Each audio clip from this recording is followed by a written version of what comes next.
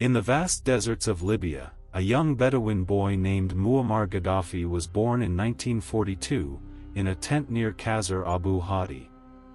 From humble beginnings, he watched his country under monarchy and colonial influence, dreaming of transformation.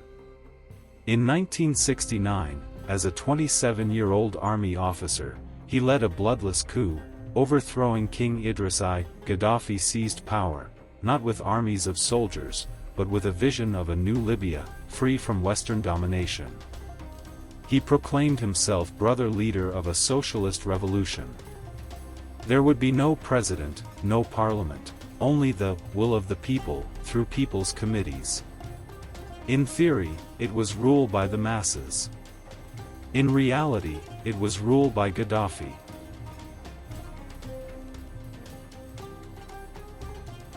Gaddafi rejected both capitalism and communism.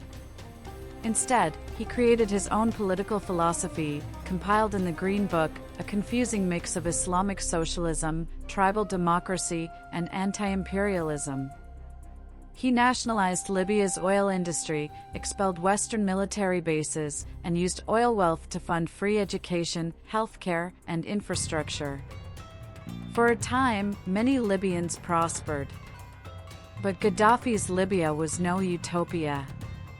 Dissent was crushed. Thousands were imprisoned, tortured, or vanished. Surveillance networks spread fear. He ruled as both Messiah and monarch, with portraits on every wall and titles no one dared question.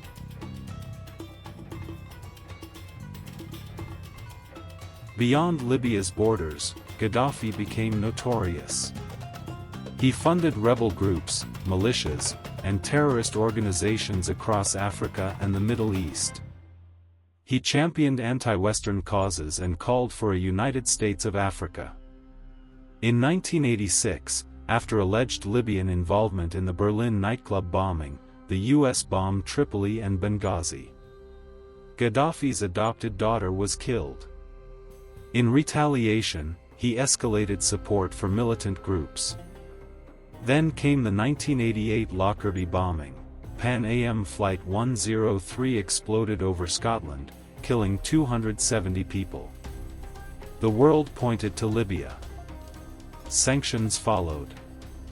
Gaddafi became a global pariah, isolated, defiant, and dangerous. But time changed the world, and Gaddafi. In the early 2000s, after years of sanctions and global pressure, he renounced weapons of mass destruction, admitted responsibility for Lockerbie, and paid reparations. Suddenly, Gaddafi was welcomed back. Western leaders shook his hand. He visited the UN, pitched his tent in foreign capitals, and even met with Condoleezza Rice, whom he once called his darling. Libya opened up. Oil flowed. Diplomats returned.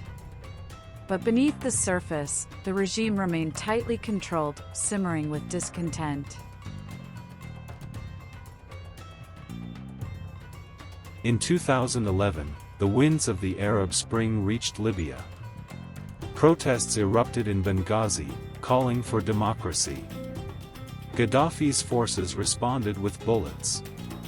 He vowed to hunt protesters house by house, triggering a brutal civil war. The world watched in horror. The United Nations authorized a NATO intervention. Airstrikes began. Rebel forces pushed west. After months of fighting, Gaddafi was forced to flee. On October 20, 2011, he was captured near Sirte, beaten, and killed by rebel forces. The man who ruled for 42 years died in a ditch, bloodied, humiliated, and unburied.